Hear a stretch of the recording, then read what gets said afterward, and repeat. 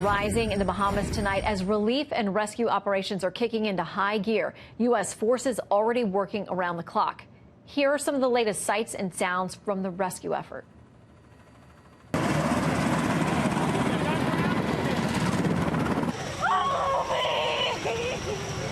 We're still looking for the rest of our family. We're beginning now to get on the ground, get our people in the right places. That's why I'm here to give up. It's the least I can do. Right now, our biggest challenge is the conditions that we're seeing on scene. The weather has been severe.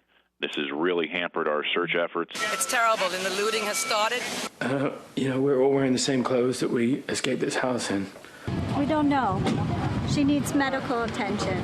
Is your mama? Not my mama, but like my mama.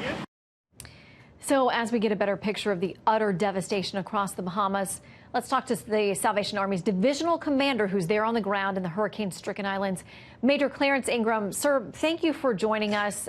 When we see these images coming out of where you are now, it's hard to know even where to begin. How do you decide who to help, how to help in a situation this devastating?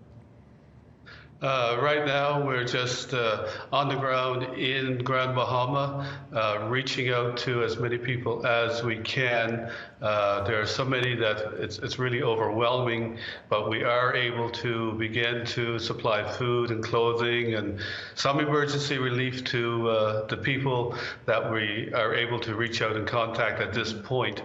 Obviously, there are many, many thousands more that we are able to assist at this point, but it's a beginning. We have amassed a large amount of supplies in Florida, just arranging transportation now to Grand Bahama so that we can make it a much larger effort and reach many more people in a very short while. Major, how does this compare to other disasters and places where you've been in your years of service? This one is the worst that I have seen. I have in the last 4 or 5 years visited Hurricane Joaquin, Hurricane Matthew, Hurricane Maria, Hurricane Irma. Irma was really bad, certainly in Turks and Caicos, Barbuda, that area. This one is worse in many ways simply because the storm stalled and just kept over these islands for such a very long time. The New York Times describes it this way. They say families pick through the ruins of their homes, many of them too overwhelmed to fathom the next steps. Hope was in short supply Wednesday as officials warned of an impending health crisis. The risk of contaminated water supplies loomed large. What do you anticipate in the coming days, sir? Well, I think it's going to be more of the same until we get a large amount of supplies in there. I understand now that the airport is beginning to open up during daylight hours for emergency relief flights only. So that's a good start, that we can start to get some goods on the ground in there to help them.